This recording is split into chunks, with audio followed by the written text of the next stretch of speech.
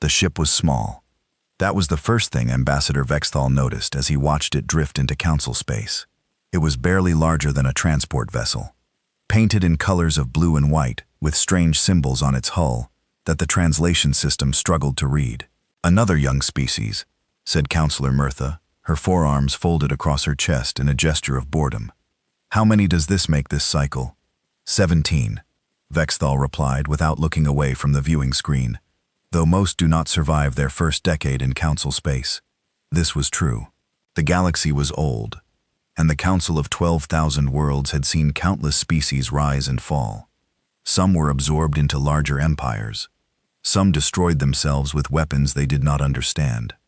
Others simply faded away, unable to compete with civilizations that had been traveling between stars for millions of years. The newcomers called themselves humans. They came from a small yellow star in an unremarkable arm of the galaxy. Their world was called Earth, a name that meant nothing to anyone in the Council.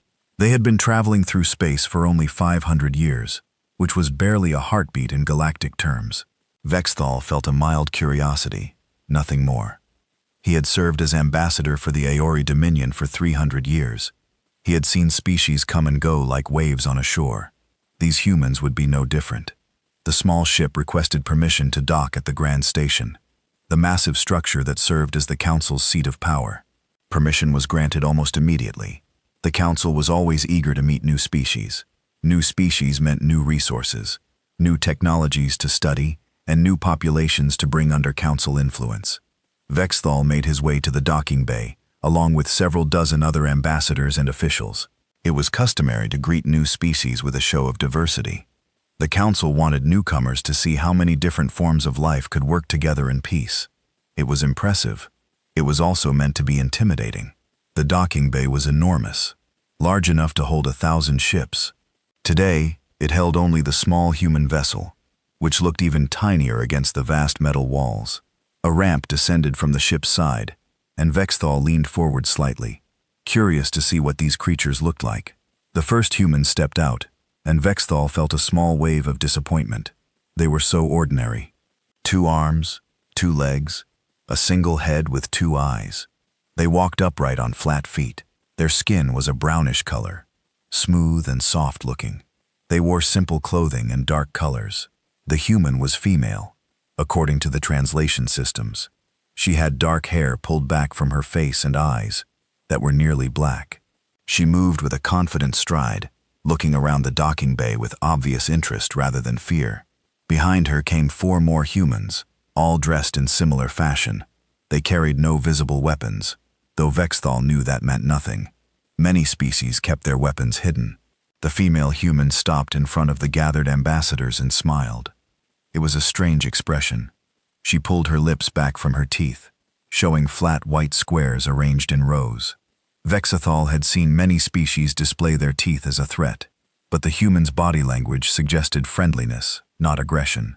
"Greetings," she said, and the translation implants in every listener's brain converted her words into their native languages. "I am Ambassador Elena Vasquez of the United Earth Government. On behalf of humanity, I thank you for welcoming us to Council space." Her voice was warm and steady. She did not seem nervous at all. Despite being surrounded by species that could crush her with a single limb, High Chancellor Yorith stepped forward. He was a massive creature, standing nearly 4 meters tall, with scales of deep purple and eyes that glowed with inner light. He was the current leader of the Council, elected by the 12,000 member worlds to serve for a century. "Welcome, Ambassador Vasquez," Yorith said, his voice rumbling like distant thunder. "The Council of 12,000 Worlds greets humanity and offers the hand of friendship." This was standard language used for every new species. It promised nothing and demanded nothing. It was simply a polite way of saying, "We see you. We acknowledge you. Now, let us see if you are worth our time." Ambassador Vasquez bowed her head slightly. "We are honored to be here.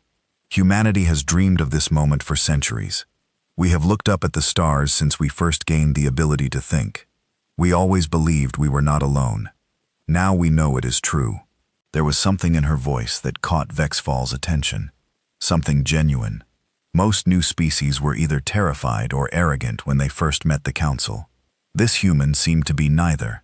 She seemed happy, truly deeply happy, as if meeting the galaxy was the fulfillment of a lifelong dream. The formal ceremonies continued for several hours. Ambassador Vasquez presented credentials from her government, documents that explained humanity's political structure, their technological capabilities, and their intentions in council space. She answered questions with patience and good humor. She complimented the beauty of the grand station. She asked thoughtful questions about council procedures. Vexel found himself reluctantly impressed.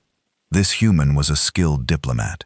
She said nothing offensive, made no unreasonable demands, and seemed genuinely interested in learning about the galaxy's various species. When the ceremonies finally ended, Ambassador Vasquez was granted provisional membership in the council. This was the lowest tier of membership given to all new species. It allowed them to trade, travel, and communicate, but gave them no voting rights and no protection under council law. If humanity proved themselves worthy over the next few centuries, they might earn higher status. If not, they would fade away like so many others. The gathered ambassadors began to disperse, returning to their duties. Vexthal was about to leave when he noticed something strange. The archivists had arrived. The archivists were an ancient order, older than the council itself. They served no government and answered to no authority. Their only purpose was to collect and preserve knowledge. They maintained vast libraries on a hidden world, containing the histories of every species that had ever existed in the galaxy. Most archivists stayed in their libraries, rarely venturing into the wider galaxy. To see even one at a diplomatic ceremony was unusual. To see the chief archivist himself was almost unheard of. Chief Archivist Kulft was ancient, even by the standards of his long-lived species. His body was thin and frail, covered in gray scales that had faded with age. But his 7 eyes were sharp and bright, flickering with intelligence that had been accumulating for thousands of years. He approached Ambassador Vasquez slowly, his walking staff clicking against the metal floor. The human woman turned to face him, her expression curious but not alarmed. "Ambassador Vasquez," Kulth said, his voice thin and ready, "I wish to ask you a question about your home world." "Of course," she replied, with another of those strange tooth-showing smiles. "I am happy to share information about Earth." "Your world's coordinates," Cove said. "They were listed in your credentials. I wish to confirm them." This was an odd request. The coordinates had already been verified by council systems, but Ambassador Vasquez simply nodded and recited a string of numbers that meant nothing to Vexthal. Kaveth listened carefully. Then he pulled out a small device and entered the numbers. He stared at the screen for a long moment. Vexthal watched the old archivist's face. He had learned to read many species over his long career, and what he saw now troubled him. Kaveth's 7 eyes had gone wide. His thin body had become very still. The scales on his neck had turned a shade paler. These were signs of shock. Deep, profound shock. "Is something wrong?" Ambassador Vasquez asked, noticing the archivist's reaction. Kulvith did not answer. He looked at the human woman, as if seeing her for the first time. His eyes traveled slowly over her form, studying her face, her hands, the way she stood. There was something in his gaze that Vexthal could not identify. It might have been disbelief. It might have been fear. "Archivist Kaveth," Vexthal said, stepping forward. "Is there a problem?" The old archivist seemed to shake himself out of a trance. He looked at Vexthal, then back at the human, then at his device. "No," he said, but his voice was not steady. "No problem. I simply need to verify something. In the archives, please excuse me." He turned and walked away without another word. His pace was faster than it had been when he arrived. His walking staff clicked rapidly against the floor.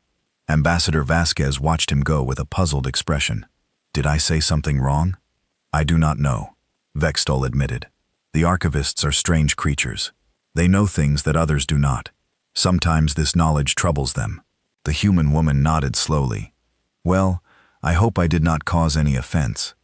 Humanity truly does come in peace. We have no interest in conquest or conflict. We simply want to learn, to trade, and to make friends." There was that word again, friends. Vexithal had noticed that the humans used it often. It seemed to be important to them. I am sure the archivist meant no insult, Vexthal said. Perhaps your world's coordinates reminded him of something from the ancient records. The archivists have information dating back millions of years. Much of it is incomplete or mysterious. Ambassador Vasquez smiled again. That's fascinating. I would love to learn more about these archives someday. Humanity treasures knowledge. It's one of our core values. The conversation continued for a while longer, before Ambassador Vasquez was escorted to the quarters that had been prepared for the human delegation. Vexthal returned to his own chambers, but he could not stop thinking about the archivist's reaction. He had known Kolveth for over 2 centuries. In all that time, he had never seen the old scholar show such obvious distress. The archivists dealt with ancient secrets and forgotten histories. They were trained to remain calm no matter what they discovered. What could possibly be in the records about Earth that would shake Kolth so badly? Vexthal decided it was probably nothing. The archivists were known for overreacting to historical curiosities. Perhaps Earth occupied the same coordinates as some long-dead civilization, and Kolth was simply surprised by the coincidence. He put the matter out of his mind and focused on his duties. The next few days passed normally. Ambassador Vasquez and her team attended various meetings and social functions. They were polite, friendly, and eager to learn. The humans asked many questions about council procedures, trade agreements, and cultural customs. They shared information about their own world freely. Vexithal learned that Earth was a small planet with a single moon. It had large oceans and varied climates.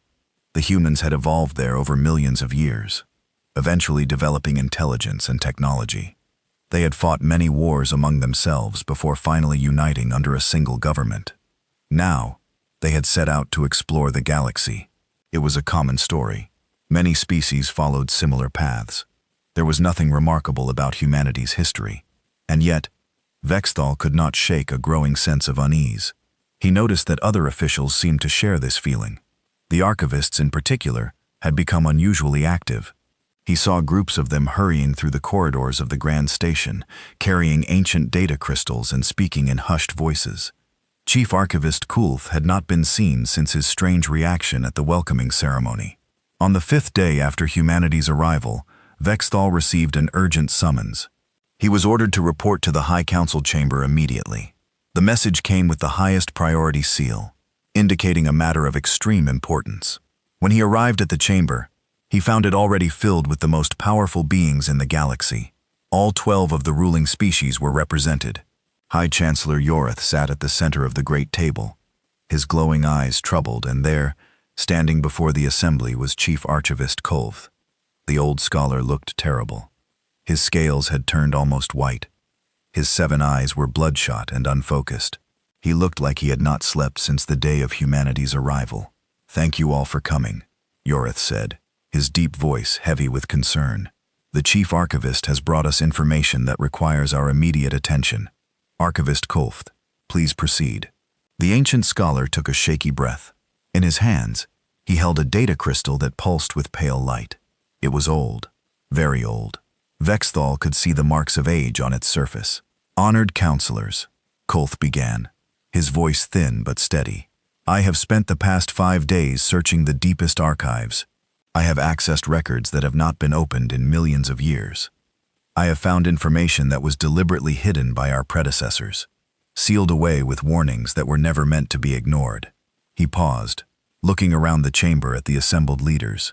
"The world that humans call Earth has another name, a name given to it long before humanity existed, a name given to it by the first civilization, the ancient beings who seeded life across this galaxy before vanishing into the void." The chamber was absolutely silent. The first civilization was legend. No one knew what had happened to them or where they had gone. Their ruins were scattered across the galaxy, their technology still beyond modern understanding. Kulth lifted the data crystal. In the language of the ancients, the human homeworld was called Keth Vu. He spoke the word carefully, as if it caused him physical pain. The translation is not exact, but the closest meaning in modern terms would be the death world, the crucible, the nursery of nightmares. Vexthal felt a chill run through his body. Around him, other ambassadors shifted uncomfortably. "I do not understand," said Counselor Mirtha. What does this mean? Kulve lowered his head. When he looked up again, there was something in his eyes that Vexel had never seen before. It was fear. Pure, raw fear. It means, the archivist said quietly, that we have made a terrible mistake. The creatures we have just welcomed to Council Space are not what they appear to be. They are not harmless newcomers. They are not primitive explorers. He held up the data crystal, and it began to project images into the air above the table. Images of a blue and green world. Images of strange creatures. Images of violence and death, and survival against impossible odds. The humans are the children of Keth Vu, Kovith said. They are the survivors of the most deadly world in the known galaxy. They are the nightmare that the first civilization fled from. And now, honored counselors, they are here among us, asking to be our friends. The images continued to play, showing scenes that would haunt Vexthal's dreams for the rest of his life. And in that moment, everything the galaxy thought it knew about humanity changed forever. The archives of the first civilization were kept in the deepest level of the archivist homeworld. Few living beings had ever seen them. The records were so old that most species had forgotten they existed. Kulve had spent 5 days without sleep searching through these ancient files. His assistants had begged him to rest, but he could not. Not after what he had discovered when he first checked the coordinates of the human homeworld. The first civilization had been the greatest empire the galaxy had ever known. They had existed hundreds of millions of years ago when most current species were still simple organisms floating in primordial seas. They had mastered technologies that modern science could not begin to understand. They had seeded life on billions of worlds across the galaxy, and then suddenly, they had vanished. No one knew why. Their cities stood empty. Their ships drifted through space with no one aboard. Their libraries remained protected by machines that still functioned after countless ages. The archivists had been studying these libraries for millennia. Most of the information was beyond understanding. The first civilization had spoken in concepts that no modern mind could grasp, but some records had been translated. Some secrets had been uncovered. The file on Keth Vu was one of these secrets. It had been sealed with warnings in 17 different languages, all now extinct. The seals themselves were dangerous to break, protected by security systems that could destroy an entire planet. But Kulve had the authority and the knowledge to open them. He wished now that he had not. The file was massive, containing millions of years of observations and data. The first civilization had watched the world called Keth Vu with great attention. They had recorded everything that happened there, from the first simple life forms to the emergence of the creatures now called humans. Kulve had read only a small portion of the file. It was enough. The first civilization had not simply seeded life on Keth Vu. They had designed the planet as an experiment. They wanted to see what would happen if life was forced to evolve under the most extreme possible conditions. The planet's axis was tilted at a severe angle, causing dramatic seasonal changes. Some regions froze solid, while others burned under intense radiation. The climate shifted constantly, unpredictably. Ice ages came and went. Deserts became oceans. Forests became wastelands. The planet's geology was equally violent. The surface was broken into massive plates that moved and collided, creating earthquakes, volcanoes, and tsunamis. Mountains rose and fell. Continents drifted across the globe. No landscape remained stable for long. The atmosphere itself was dangerous. It contained a highly reactive gas called oxygen, which caused metal to rust and organic matter to burn. The planet's magnetic field was unstable, allowing harmful radiation from its star to reach the surface. The star itself was variable, going through cycles of increased and decreased output. Any one of these factors would have made most worlds uninhabitable. Keth Vu had all of them at once. And yet, life had thrived there. Not simply survived, but thrived with a violence and intensity that the first civilization had never seen before. The file contained detailed records of the creatures that evolved on Keth Vu. Kavithi had forced himself to read through them, growing more horrified with each page. There were creatures that had evolved to produce electricity and used it to stun their prey. There were creatures covered in armor that could deflect almost any attack. There were creatures that could regenerate lost limbs, creatures that could survive being frozen solid, creatures that could go without water for years. There were parasites that took control of their hosts' minds, forcing them to behave in ways that helped the parasite spread. There were viruses that could mutate so quickly that no immune system could keep up with them. There were bacteria that could eat rock, metal, even radioactive waste. Every creature on Keth was engaged in a constant war for survival. Prey animals evolved speed, camouflage, toxins, and armor. Predators evolved greater strength, sharper senses, more sophisticated hunting strategies. The competition never stopped. The arms race never ended. The first civilization had watched this biological warfare with fascination and growing concern. They had seeded many worlds with life, but none had produced such aggressive, adaptable organisms. Khufu was different. Kevu was special. Keithvu was dangerous. The file included observations about many specific creatures. Kovith had made notes on the ones that disturbed him most. There were ocean predators called sharks that had existed in essentially the same form for over 400 million years. They were so perfectly designed for killing that evolution had found no way to improve them. They could sense the electrical fields of living creatures from great distances. They could smell a single drop of blood and vast amounts of water. They went into a feeding frenzy when they detected prey, attacking anything that moved. There were reptiles called crocodiles that had survived multiple extinction events. They could go for months without eating, then consume prey larger than themselves in a single meal. They killed by grabbing their victims and spinning rapidly, tearing off chunks of flesh in a technique called the death roll. There were insects called army ants that moved in colonies of millions. They stripped everything in their path, consuming any organic matter they encountered. Other creatures fled before them or were devoured. Even the largest predators avoided them. There were plants that ate animals, trapping them in sticky fluids or snapping closed like jaws. There were fungi that could control the behavior of insects, forcing them to climb to high places before dying and releasing spores. There were jellyfish, whose venom could stop a heart in minutes. And then there were the humans. The first civilization had observed the emergence of humans with particular interest. These creatures were not the strongest or the fastest on their world. They were not the largest or the most venomous. In many ways, they seemed like unlikely candidates for dominance. But the humans had something that other creatures lacked.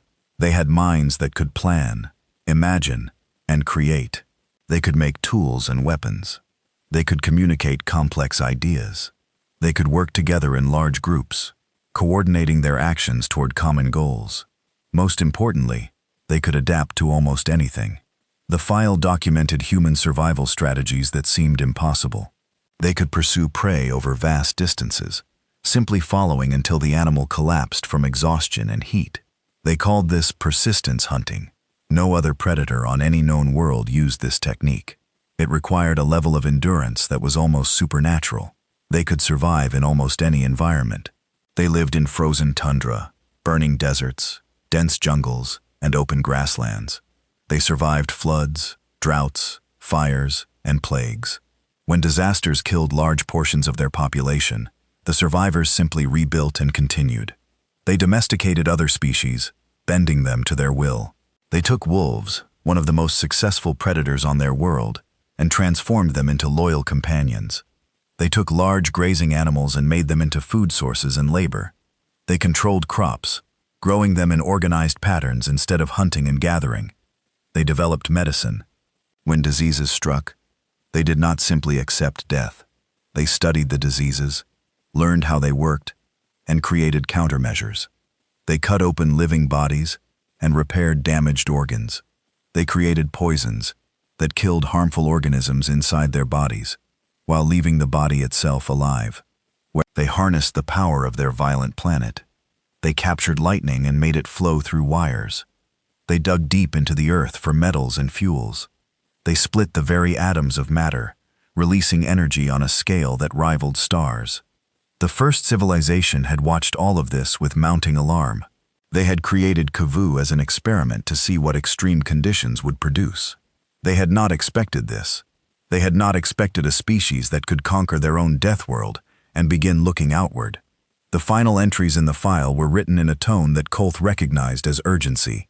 Even through the ancient language, The dominant species of Keith Vu has begun observing the night sky with optical instruments. They are mapping the stars. They are theorizing about the nature of the universe. They are beginning to understand that other worlds exist. The dominant species has launched artificial objects into orbit around their planet. They are testing the boundaries of their world, preparing to move beyond it. The dominant species has sent members of their kind beyond the atmosphere of their planet. They have walked on their moon. They are already planning expeditions to nearby worlds. The final entry was dated shortly before the first civilization's disappearance. It was written in a format that suggested an official proclamation, something meant to be preserved for future generations. This record is being sealed. All information regarding Kothvul is classified at the highest level. All observation of the planet is to cease immediately. All contact is forbidden. The experiment has produced results beyond our worst projections. The dominant species of Kothvul represents a threat to galactic civilization that cannot be adequately expressed in words. They are the ultimate product of the most hostile environment we have ever created. They are persistence predators, with advanced intelligence and unlimited adaptability. We have decided to withdraw from this region of space. We will leave no trace of our presence that the Kothvul species might detect. We will seal these records so that future civilizations might be warned. If you are reading this, it means the Kothvul species has survived and expanded into space. We do not know what they will become or what they will want. We only know what they are. The children of a death world, forged in endless struggle, unstoppable in their determination to survive. We are leaving. We recommend you do the same. Do not make contact. Do not attempt communication. Do not reveal yourself to them. Pray they cease what of failing. The file ended there. Kaveth had sat in the dark archives for a long time after finishing his initial review. His mind struggled to process what he had read. The implications were too vast, too terrible to fully comprehend. The humans were not simply another young species finding their way into the galaxy. They were the nightmare that had driven the most powerful civilization in history to flee. They were the product of millions of years of violent evolution, honed into the most adaptable, most determined, most dangerous creatures in existence. And the Council had just welcomed them with open arms. Kolth had immediately begun gathering more evidence. He needed to present his findings to the Council in a way they would understand. The ancient records were compelling, but they were also abstract. The Council members were practical beings. They needed to see concrete proof. He found this proof in the cultural materials that humans had provided as part of their diplomatic package. They had shared vast amounts of information about themselves, apparently seeing no reason to hide anything. They had included historical records, scientific data, and entertainment media. It was the entertainment media that proved most useful. The humans had something called nature documentaries. These were recordings of life on Earth presented for educational and entertainment purposes. They showed Earth's creatures in their natural habitats, hunting, fighting, surviving. Kav watched these documentaries with horror. The ancient records had been clinical, detached observations. The documentaries were vivid and immediate, showing the reality of life on a death world in brutal detail. He saw predators tearing prey apart while it was still alive. He saw parasites bursting from the bodies of their hosts. He saw venomous creatures injecting toxins that caused agonizing death. He saw the constant, endless competition for survival that defined existence on Earth. And he saw humans treating all of this as normal. The narrators of these documentaries spoke in calm, pleasant voices, as if describing a garden rather than a war zone. The audiences apparently found this content entertaining. Children watched these programs. This, more than anything else, convinced Kulth of the danger. The humans did not see their world as horrifying. They saw it as home. The violence and death that would traumatize any other species was simply background noise to them.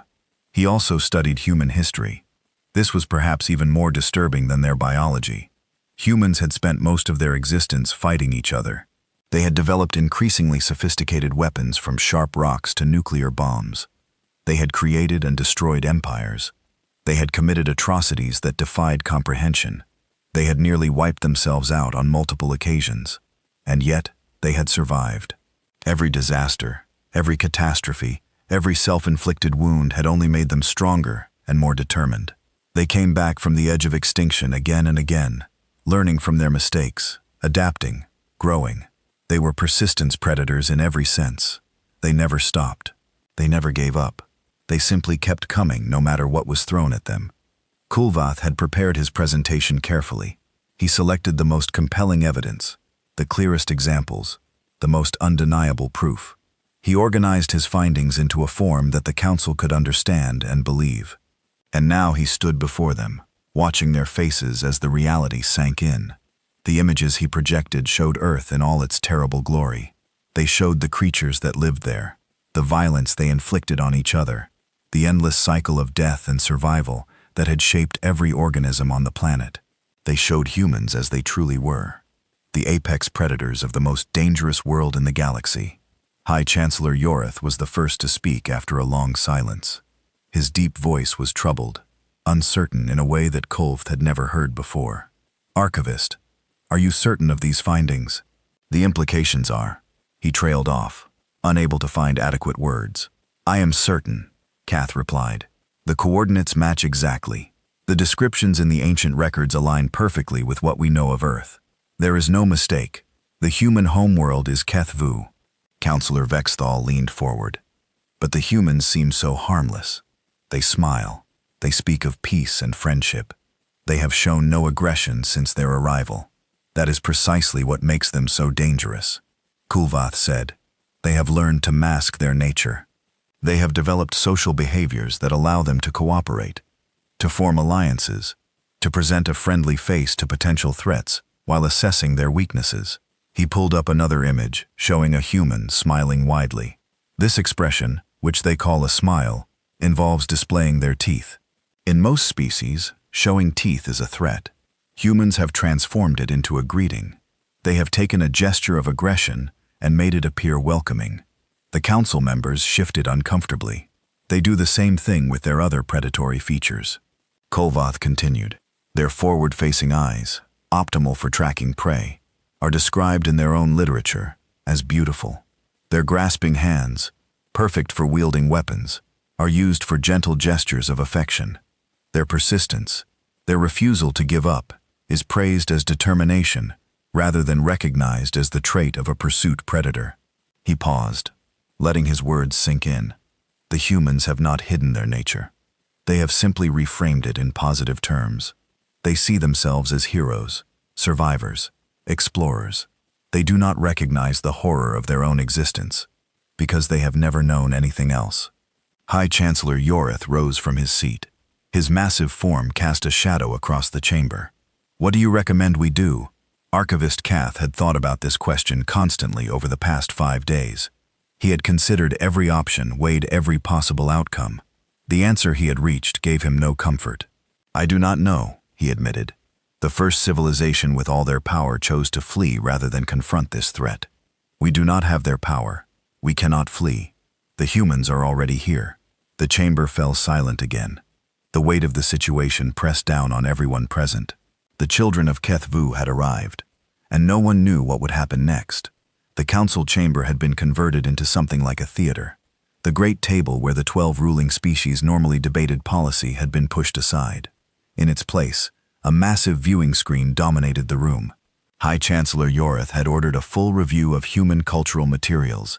Every ambassador, every scientist, every military advisor who could be trusted with classified information had been summoned. They filled the chamber, standing in clusters by species, all facing the screen with expressions of tense anticipation. Archivist Cove stood at the control console.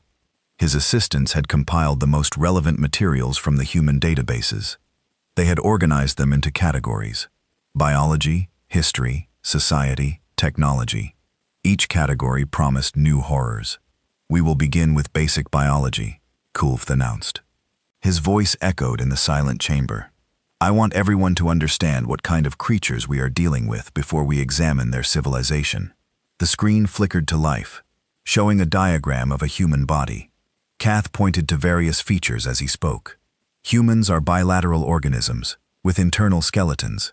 They walk upright on 2 legs, leaving their forward limbs free for manipulation. Their eyes face forward, providing excellent depth perception for tracking moving targets. Their ears can detect a wide range of sounds, and they have sensitive skin that can feel temperature, pressure, and pain. So far, nothing seemed unusual. Many species shared these basic characteristics. However, Kov continued, there are several features that set humans apart from any other known intelligent species. He zoomed in on the human mouth. Their teeth are a combination of cutting incisors, tearing canines, and grinding molars. This dental structure allows them to eat virtually anything organic. They are true omnivores, capable of surviving on plants, meat, fungi, or any combination thereof. There is almost no organic substance on their planet that some humans have not learned to consume. The next image showed a human in motion running across an open landscape. Their bodies are designed for sustained activity over long periods. They have an extremely efficient cooling system based on sweating, which allows them to remain active when other animals would collapse from heat buildup. They can travel vast distances on foot, walking or running for entire days without stopping. A video began to play. It showed a group of humans pursuing a large four-legged animal across a dry savanna. The animal was faster than the humans, easily outpacing them in short bursts. But the humans did not stop. They kept following, tracking, walking and jogging for hours under a blazing sun. Eventually, the animal collapsed. It lay on the ground, chest heaving, too exhausted and overheated to move. The humans caught up to it and killed it with simple weapons. This is called persistence hunting. Kulf explained. Humans do not need to be faster than their prey. They do not need to be stronger. They simply need to keep following until the prey cannot run anymore. They will walk their prey to death. Murmurs rippled through the assembled observers. The concept was disturbing in its simplicity. Most predators relied on speed, strength, or ambush. The idea of a predator that simply refused to stop, that would follow for hours or days until its prey collapsed from exhaustion, was deeply unsettling. There is more, Kulith said. Watch carefully. The screen showed another video, this time of humans engaged in activities they apparently did for entertainment. Humans running for dozens of kilometers in organized races. Humans lifting enormous weights. Humans swimming across vast distances of open ocean. Humans climbing frozen mountains. Humans fighting each other with their bare hands in structured competitions. Humans regularly push their bodies to the point of failure for recreation. Kulf noted. They call this sport. They celebrate individuals who can endure the most punishment. This is not viewed as unusual or disturbing in their culture. It is considered admirable. The video changed again, showing something even more alarming. A human lying on a table while other humans cut into their body with metal instruments. This is human medicine. Kov said, when a human is injured or diseased, other humans will cut them open and repair the damage directly. They remove diseased organs and replace them with healthy ones, taken from other humans. They implant mechanical devices to assist failing hearts. They reconnect severed nerves and blood vessels with tiny stitches. Several observers made sounds of disgust.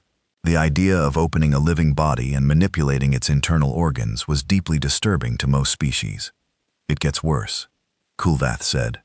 When humans develop cancerous growths, they do not simply accept death. They fight back, using methods that would kill any other species. The screen showed images of humans undergoing treatment. Hairless patients lying in hospital beds connected to machines that pumped toxic chemicals into their blood. They inject themselves with poisons designed to kill rapidly dividing cells. The poisons kill the cancer, but they also damage the patient's own body. Humans endure nausea, weakness, hair loss, and organ damage. Many die from the treatment itself. Those who survive are considered victorious. Another image showed humans lying under large machines that emitted invisible radiation. They also expose themselves to radiation. The same radiation that causes cancer can be used to destroy it if applied carefully. Humans deliberately burn their own bodies with radiation to kill tumors. Then they heal and continue living. Counselor Mirtha spoke up, her voice shaking slightly. They poison and burn themselves and they survive. Many do, Kulft confirmed. Their bodies have remarkable healing abilities. Broken bones will mend. Damaged tissue will regenerate. Their immune systems can learn to recognize and destroy invaders that they have never encountered before.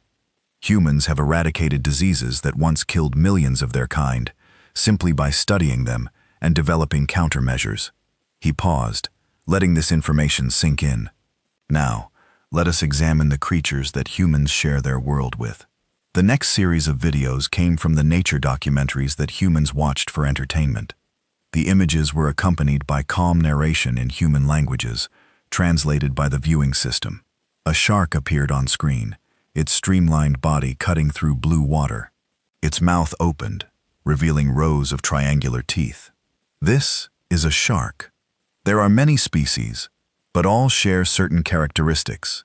They have been essentially unchanged for over 400 million years, because evolution has found no way to improve their design. They can detect blood and water from great distances. They can sense the electrical fields generated by living creatures. When they bite, their teeth can cut through bone. The shark attacked something off-screen, and the water turned red. Sharks occasionally attack humans. When this happens, the human response is not to avoid the ocean. Instead, humans enter the water deliberately to study sharks. Some humans swim with sharks for recreation. Others capture sharks, attach tracking devices, and release them. Humans do not fear these creatures. They are fascinated by them. The screen changed to show a massive reptile lying on a riverbank. Its scales were dark green, and its eyes watched the camera with cold intelligence. This is a crocodile. Like sharks, crocodiles have remained essentially unchanged for millions of years. They are ambush predators, waiting beneath the water until prey approaches, then exploding upward with incredible speed. Their bite force is the strongest of any animal on Earth. A video played showing a crocodile attacking a large animal that had come to drink at a river. The crocodile grabbed its prey and began spinning rapidly, tearing chunks of flesh free in a spray of blood. This is called the death roll. Crocodiles cannot chew, so they tear their prey apart by spinning. The forces involved are extreme. Prey animals are often ripped into pieces while still alive. Several observers turned away from the screen.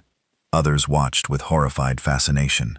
Humans live alongside these creatures, Kolf continued. In some regions, crocodiles regularly attack and kill humans. The human response is not to abandon these areas. Instead, they develop strategies for coexisting with the predators.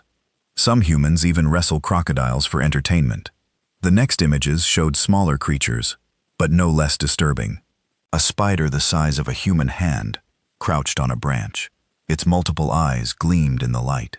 Many creatures on Earth produce venom. This spider can kill a human with a single bite. The venom attacks the nervous system, causing paralysis and eventual death. Humans have developed anti-venoms for many of these creatures, but not all. Despite this, humans live in areas populated by venomous animals and accept the risk as normal. The screen showed a colorful frog sitting on a leaf. This small creature produces toxins through its skin. A single frog contains enough poison to kill 10 adult humans. The indigenous humans of its region use this poison on hunting darts. They have learned to weaponize the creatures of their world. Image after image followed. Venomous snakes that could kill within hours. Jellyfish with tentacles that caused agonizing pain and heart failure. Plants that produced chemicals to deter being eaten, which humans deliberately consumed for their effects on the mind. Then came the truly disturbing portion of the presentation. Now Kovith said, "We will examine the relationship between humans and their parasites." The screen showed microscopic organisms swimming through blood. Humans host countless parasites, both inside and outside their bodies. Bacteria live in their digestive systems by the trillions. Mites live on their skin and in their hair. Viruses invade their cells and use them to reproduce. A diagram appeared, showing a worm-like creature coiled inside a human body. Some parasites grow to considerable size inside human hosts. This tapeworm can reach lengths of several meters. It lives in the human digestive system, stealing nutrients from its host. Humans can carry these parasites for years without knowing. Another image showed insects feeding on human blood. Mosquitoes drink human blood and transmit diseases in the process. Malaria, a disease caused by parasites spread by mosquitoes, has killed more humans than any war in their history. Billions of humans have died from this single disease. Counselor Yithel of the Mandari Collective raised a trembling limb. How is this species still alive? How has it not been wiped out by disease? An excellent question, Kaveth replied. The answer is adaptation. Human immune systems are remarkably sophisticated. They can learn to recognize and destroy pathogens that they have never encountered before. They develop antibodies, specialized proteins that target specific invaders. Their immune systems have been in a constant arms race with parasites for millions of years. He pulled up another series of images. More importantly, humans have developed cultural adaptations to deal with disease. They wash their bodies and their living spaces to remove pathogens. They cook their food using heat to kill harmful organisms. They quarantine sick individuals to prevent spread. They have developed an entire field of science dedicated to understanding and fighting disease. The screen showed humans in protective equipment, working with dangerous samples in sealed laboratories. They deliberately study the most deadly diseases known to exist. They keep samples of viruses that could wipe out millions. They do this so they can understand how these diseases work and develop ways to defeat them. Humans do not run from danger. They study it, learn from it, and find ways to overcome it. The presentation continued for hours. The observers learned about human history, the endless wars and conflicts that had shaped their civilization. They saw images of human weapons from simple clubs to nuclear bombs. They learned about human social structures, the complex hierarchies and alliances that allowed billions of individuals to work together.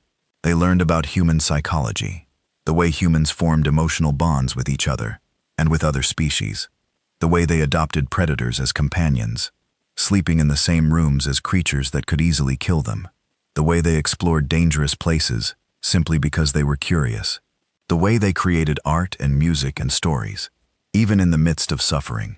By the time the presentation ended, the chamber was silent.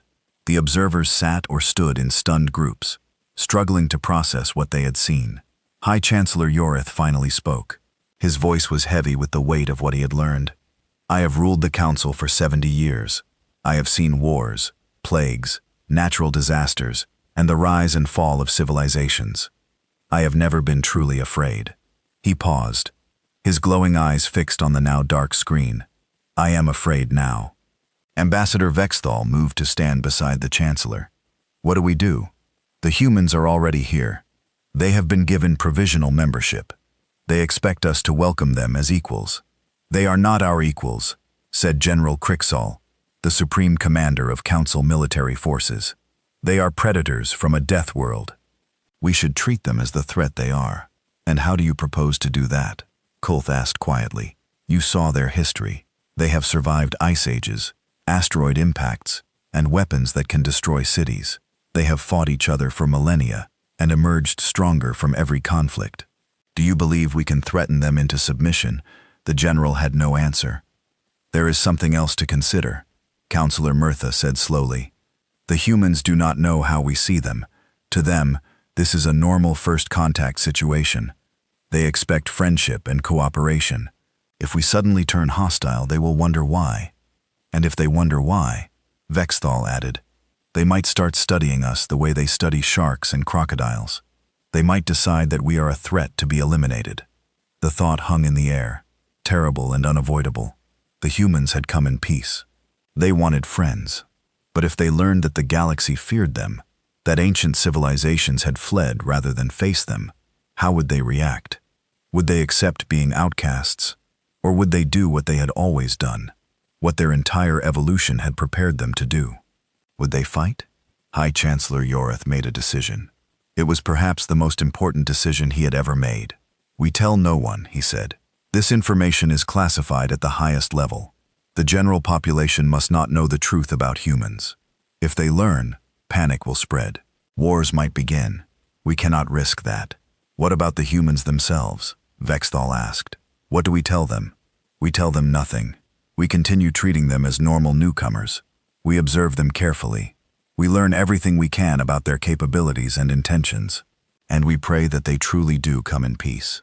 The Chancellor looked around the chamber at the gathered leaders of the galaxy. Because if they do not, he said quietly, we may already be doomed. The meeting ended. The observers dispersed, carrying the terrible knowledge with them. In the days that followed, they would try to act normal around the human delegation.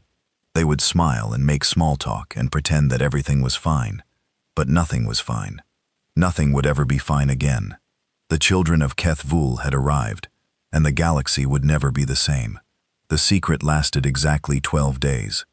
On the 13th day after the emergency council session, an anonymous data package appeared on the public networks. It contained everything: the ancient records, the translations of the first civilization's warnings, the analysis of human biology and history, even recordings from the council meeting itself. No one knew who leaked the information. The investigation would continue for years without finding an answer. Perhaps it was an official who believed the public had a right to know. Perhaps it was a frightened clerk who wanted to warn their family. Perhaps it was someone who simply wanted to watch the galaxy burn. The reason did not matter. What mattered was the result. Within hours, the information spread to every corner of civilized space. News networks broadcast the horrifying details to billions of viewers. Social media platforms overloaded as terrified citizens shared the revelations with friends and family. Governments scrambled to respond to a crisis they had not anticipated. Panic spread like fire through dry grass. On Korth Prime, the busiest trading hub in the sector, markets crashed overnight. Merchants who had been negotiating deals with human companies suddenly refused to answer communications. Ships that had been scheduled to carry goods to Earth changed course without explanation. The economy of an entire region went into freefall. On Mandari Station, a popular vacation destination, tourists fled in terror when they learned that humans might visit. Hotels emptied. Restaurants closed. The station that had been filled with laughter and music became a ghost town in less than a day. On the military outpost of Krixvar, generals who had spent their careers preparing for conventional warfare now faced an enemy they did not understand. They repositioned fleets, reinforced defensive positions, and drew up battle plans that they knew were probably useless. How did you fight a species that could walk its prey to death? How did you defeat creatures that poisoned themselves for medicine? Species that had been enemies for millennia suddenly found common ground in their shared terror. The Iori Dominion and the Yithril Hegemony, who had fought 3 wars in the past century, signed a mutual defense treaty. The Korvathi Trade Alliance, which had always remained neutral in political conflicts, began funding military research. Old grudges were forgotten. Old alliances were strengthened. The galaxy was uniting, but not in the way anyone had hoped. And through all of this, the humans remained utterly oblivious. Ambassador Elena Vasquez noticed that something had changed. She was not foolish. She saw the way diplomats avoided her eyes. She heard the silences that fell when she entered rooms. She observed the increased security presence wherever she went, but she did not understand why. She requested meetings with council officials to discuss the sudden coolness in relations. Her requests were politely declined. She sent messages asking if humanity had done something to cause offense. Her messages went unanswered. She tried to engage other diplomats in casual conversation. They made excuses and hurried away. After 2 weeks of this treatment, she filed a formal complaint with the council's diplomatic office. The complaint was acknowledged but not addressed. She felt like she was shouting into a void. Meanwhile, her staff reported similar experiences. Human scientists who had been invited to collaborate with galactic researchers found their invitations withdrawn. Human traders who had been negotiating business deals watched their partners disappear. Human tourists who visited alien worlds were met with stares, whispers, and obvious fear. A human engineer named David Chen had perhaps the most confusing experience. He had been hired to help repair a power plant on a Mandari colony world. When he arrived for his first day of work, he found the facility abandoned. His co-workers had all called in sick. The plant manager had resigned overnight. He stood alone in an empty building, wondering what he had done wrong. He eventually figured out how to do his job without help. He fixed the plant by himself, working double shifts for 3 weeks. When he left, the Mandari government sent him a bonus payment of twice his agreed salary. The message that accompanied the payment thanked him for his service and requested that he never return. David Chen went home confused, but richer. He never did learn why everyone had been so afraid of him. Similar stories accumulated across the galaxy. Humans who tried to make friends found themselves isolated. Humans who tried to help found themselves avoided. Humans who asked questions found themselves met with nervous silence. The most dramatic incident occurred on Corv Station 6, a large orbital platform that served as a waypoint for travelers. A human family was visiting. Parents with 2 young children, part of a tourist group exploring the galaxy. When the family walked through the station's public areas, other travelers literally fled from their path. Vendors closed their stalls. Parents grabbed their children and ran. Security officers followed the family at a distance, weapons drawn but not aimed, clearly terrified but trying to maintain order. The human parents were completely bewildered. Their children, a boy of 7 and a girl of 5, did not understand why no one wanted to play with them. The little girl started crying because a group of alien children had screamed and run away when she waved at them. The family cut their vacation short and returned to Earth. In their travel review, they mentioned that the galaxy seemed unfriendly and suggested that other human tourists might want to wait a few years before visiting. They never knew that their presence had triggered a security alert that almost resulted in the station being evacuated. The fear of humans manifested in different ways depending on the species and culture. The Alori, who prided themselves on rationality and scientific thinking, approached the human threat analytically. They studied every piece of information available, created detailed profiles of human capabilities, and developed contingency plans for various scenarios. Their military conducted war games, simulating human attacks. Their scientists worked on countermeasures for human persistence hunting. Their psychologists studied human social patterns, looking for weaknesses to exploit. The Yithril, a deeply spiritual species, interpreted the humans through their religious traditions. Many Yath believed that humans were a punishment sent by the gods, temples filled with worshippers praying for protection. Religious leaders preached that the galaxy must atone for its sins to avoid the wrath of the Death World children. The Korvathi, practical merchants who cared primarily about profit, calculated the economic impact of the human arrival. They determined that trade with humans could be enormously profitable, but the risks were too great. They implemented policies restricting human commerce, arguing that it was better to lose potential gains than to invite disaster. And the common people of 1,000 worlds simply lived in fear. They shared horror stories about humans. They spread rumors and exaggerations. They created art depicting humans as monsters. They taught their children to hide if they ever saw a human. Human media became a particular focus of terror.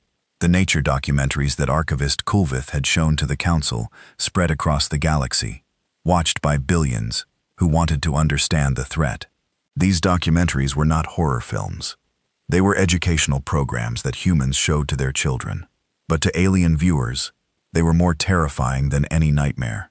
The scene of the persistence hunt became especially infamous. Aliens watched humans pursue their prey across kilometers of landscape, never stopping, never tiring. While the animal they chased slowly weakened and died, the calm narration explaining this hunting technique made it even worse. Humans were not ashamed of what they did. They thought it was fascinating. Other human media spread as well. Action movies showing humans fighting against impossible odds. Medical dramas depicting surgeries and treatments. Historical documentaries about human wars. All of it confirmed the galaxy's worst fears. Humans were exactly as dangerous as the ancient records had warned. The breaking point came 6 weeks after the information leak. On a Korvathi industrial station in the outer regions, a human tourist named Michael Taus was visiting the station as part of an educational tour. He was a teacher from a city called Chicago, taking a sabbatical year to explore the galaxy. He was friendly and curious, asking questions about everything he saw, taking photographs, writing notes for the book he planned to write when he returned home. The station's residents avoided him, like he was a plague carrier. They answered his questions with short, nervous replies. They moved to the other side of corridors when he approached, but they did not ask him to leave, and he did not seem to notice their fear. On the 3rd day of his visit, the station's primary reactor developed a critical malfunction. Warning alarms screamed through the corridors. Automated systems began emergency shutdown procedures. Radiation levels in the reactor sections spiked to lethal levels, and there were workers trapped inside. 3 Corvathi engineers had been performing routine maintenance when the malfunction occurred. They were now stuck behind sealed doors, separated from safety by a corridor flooded with radiation. The station systems indicated that rescue teams would need at least an hour to reach them with proper equipment. The engineers did not have an hour. They had perhaps 15 minutes before the radiation killed them. The station's population watched the tragedy unfold on their information screens. There was nothing they could do. The radiation levels were too high for any rescue attempt. The engineers were going to die, and everyone would have to watch it happen. Michael Torres was watching too. He saw the radiation readings, saw the trapped workers on the internal cameras, saw the rescue teams desperately trying to find a faster solution. He asked a nearby Corvathi official how long the engineers could survive the radiation. The official, too frightened of the human to refuse to answer, told him the truth. 15 minutes, maybe less. Michael Torres nodded. Then he started walking toward the reactor section. The Corvathi around him froze in shock. "What are you doing?" the official demanded. "Those people need help," Torres said simply. "Someone has to get them out. The radiation will kill you." Torres looked at the readings on a nearby display. "I've seen worse on Earth," he said. "Spent a summer working cleanup at a nuclear power plant incident. The dosage I'll take going in and out won't kill me instantly. Might give me cancer in 30 years, but I can deal with that." He entered the corridor before anyone could stop him. The station's population watched in horrified amazement as the human ran through radiation levels that would have killed any of them in minutes. They saw him reach the sealed door, override the emergency locks with a technique he seemed to know by instinct, and pulled the 3 unconscious engineers to safety one by one. He took 3 trips. 3 trips through a corridor saturated with radiation that glowed on the sensors like fire. Each trip should have killed him. Each trip left him more exposed, more damaged, more doomed. When he finally staggered out with the last engineer, the rescue teams had arrived. They rushed the Corvathi workers to medical care. They tried to rush Torres too, but he waved them off. "I'm fine," he said. His skin was red, like he had spent too long in the sun. He seemed tired, but otherwise undamaged. "Just a little sunburn. I'll sleep it off."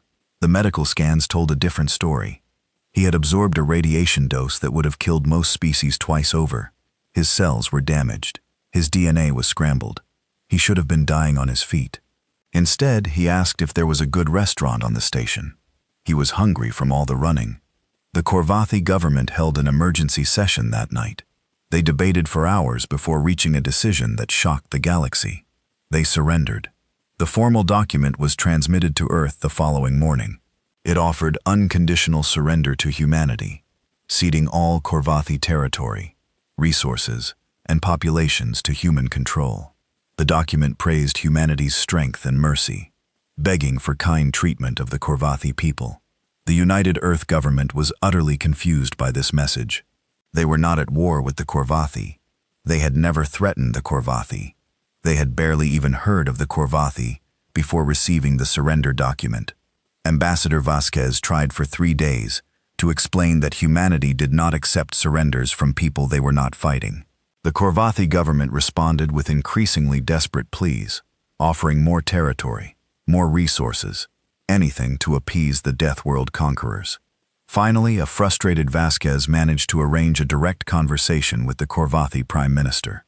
She asked, as calmly as she could, why in the name of all that was holy, the Corvathi thought humanity was conquering them.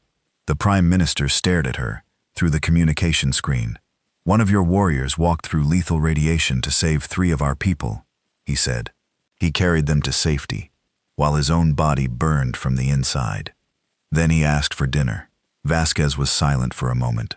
"That was Michael Torres. He's not a warrior. He's a high school teacher."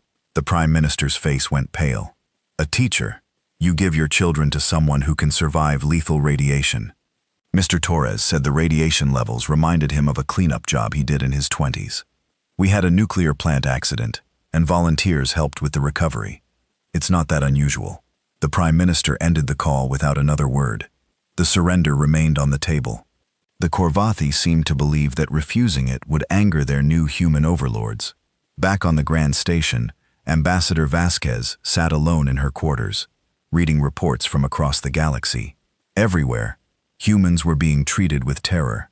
Everywhere, their attempts at friendship were being rejected. Everywhere they were seen as monsters. She did not understand why. She was a diplomat. She had spent her career building bridges between peoples. She believed in communication, cooperation, and mutual understanding. But how could you communicate with people who ran away when you smiled? She made a decision. If the galaxy would not explain itself, she would force an explanation. She would go to the council directly, walk into their chamber, and demand to know what was happening. If they feared her, she would show them there was nothing to fear. And if they would not listen, she would make them listen. The children of Kavu had come in peace. It was time for the galaxy to understand what that really meant. Ambassador Elena Vasquez walked through the corridors of the Grand Station with determined steps. She had not slept well in weeks. The confusion and frustration had built up inside her until she felt like she might explode. Today, she would get answers or die trying. Not that she expected to die. She had survived too much in her life to worry about something as simple as an uncomfortable conversation. She had grown up in the favelas of Sao Paulo, where every day was a fight for survival. She had watched friends die from disease, violence, and poverty. She had clawed her way out through education, determination, and a stubborn refusal to accept that the world owed her nothing but suffering. At 32, she had been diagnosed with cancer. The doctors had given her 2 years to live. She had fought back with chemotherapy, radiation, and sheer willpower. The treatments had been agony. There were days when she wanted to die just to escape the pain. But she had kept fighting, kept enduring, kept refusing to surrender. She was 53 years old now. She had outlived her diagnosis by 20 years. She had outlived 3 husbands, 2 of natural causes, and 1 in a shuttle accident. She had raised 2 children and buried 1. She had built a career in diplomacy through talent, hard work, and an absolute unwillingness to take no for an answer. A few frightened aliens were not going to stop her from doing her job. The security checkpoints leading to the council chamber were heavily guarded. Teams of soldiers from a dozen different species stood at each one. Armed with weapons that could vaporize flesh, they watched Vasquez approach with obvious terror in their various eyes. She walked straight toward the first checkpoint without slowing down. "Ambassador, you do not have authorization to proceed," said the guard captain, a massive creature with 4 arms and chitinous armor, covering most of its body. Its voice trembled slightly. "Then stop me," Vasquez said calmly. The captain did not move. Neither did any of the other guards. They parted before her like water before a ship's bow, pressing themselves against the walls as she passed. She walked through checkpoint after checkpoint. At each one, the guards tried to challenge her. At each one, they backed down when she kept walking. They could have stopped her. They had the weapons and the numbers, but none of them wanted to be the one to touch the Death World predator. The doors to the council chamber were enormous, carved from some kind of crystal that glowed with inner light. 2 elite guards stood before them, the best soldiers in the galaxy, trained for centuries in combat techniques that could kill most opponents in seconds. They stepped aside without a word. Vasquez pushed the doors open and walked into the chamber. The Council of 12,000 Worlds was in session. Representatives from every member species filled the vast circular room arranged in tiers that rose toward a distant ceiling. At the center, the 12 ruling species sat at their great table, debating matters of galactic importance. All of this stopped when Vasquez entered. 12,000 voices fell silent at once. 12,000 pairs of eyes, or more in the case of some species, turned to stare at the human who had walked uninvited into their most sacred space. Vasquez stood at the entrance for a moment, surveying the room. She saw fear in those watching eyes. Fear and something else that she had not expected, resignation. They looked at her like prey animals watching a predator approach. They had accepted that this moment would come. They had been waiting for the children of Kethvu to show their true nature, to abandon the pretense of friendship and reveal themselves as the conquering monsters they surely must be. Vasquez felt something shift inside her. The frustration that had driven her here began to transform into something else. Understanding. She walked slowly toward the center of the chamber. Representatives scrambled out of her path, climbing over seats and pushing each other aside in their desperation to get away from her. Some made sounds of distress. A few fled through emergency exits. The rest pressed themselves against the walls, trying to be invisible. By the time she reached the great table, almost a third of the chamber had emptied. The 12 ruling representatives remained, frozen in their seats, watching her with expressions that ranged from terror to despair. High Chancellor Urith rose from his place. His massive form cast a shadow across the table. His glowing eyes met hers, and in them she saw the weight of terrible knowledge. "Ambassador Vasquez," he said, his deep voice carefully controlled. "You were not expected." "I noticed," she replied. "I've been trying to get a meeting for 3 weeks. It seemed easier to just show up." A sound rippled through the remaining representatives. It might have been nervous laughter. It might have been whimpers of fear. Vasquez looked around the chamber, taking in the scene. Thousands of intelligent beings, representatives of civilizations that had existed for millions of years, cowering before a single human woman who had simply walked through their security because no one was willing to touch her. "I came here to ask why everyone is afraid of us," she said. "I think I already know the answer." She turned back to the Chancellor. "You found the old records, didn't you? The ones from the first civilization. The ones that talk about our world." Urith's glowing eyes flickered. "How did you know about those?" "I didn't until now, but it's the only explanation that makes sense." She paused. "What did they call us? What name did they give our world?" There was a long silence. Then Archivist Kulft rose from his seat among the ruling representatives. The ancient scholar looked exhausted. His scales faded, and his 7 eyes dim with fatigue, but his voice was steady when he spoke. "They called your world Kathfu. In their language it means the death world, the crucible, the nursery of nightmares." Vasquez nodded slowly. "And what did they say about us?" "They said to run. They said to never make contact. They said that you were the most dangerous species they had ever created, the product of the most hostile environment in the galaxy." Kulith's voice dropped. "They said to pray you never found us." The chamber was absolutely silent. Every being present was watching the exchange, waiting to see what the human would do with this information. Vasquez closed her eyes for a moment. When she opened them again, there was something in her expression that had not been there before. It was not anger. It was not triumph. It was sadness. "Everything you fear about us is true," she said. The words hit the chamber like a physical blow. Several representatives made sounds of despair. Others clutched at their seats as if preparing for an attack. "Everything," Vasquez repeated. "We are persistence predators. We can walk our prey to death over distances that would kill most species from exhaustion. We bond with wolves and make them our companions. We eat poison for pleasure. We burn and poison ourselves to fight disease. We have survived ice ages, asteroid impacts, plagues, and wars that killed millions of our own kind." She began walking slowly around the great table, and the ruling representatives shrank back as she passed. "Our world tried to kill us every day for millions of years. It threw everything it had at us: disease, predators, climate change, natural disasters, and we survived it all. We didn't just survive, we conquered. We tamed the wolves and the horses. We learned to grow our own food. We built cities that could withstand earthquakes and storms. We developed medicine that could cure diseases that once wiped out entire populations." She stopped walking and turned to face the chamber. "We are exactly as dangerous as you believe. We are the children of the death world. We are forged in fire and blood and constant struggle. There is nothing in this galaxy that we cannot survive, nothing we cannot overcome, nothing we cannot endure."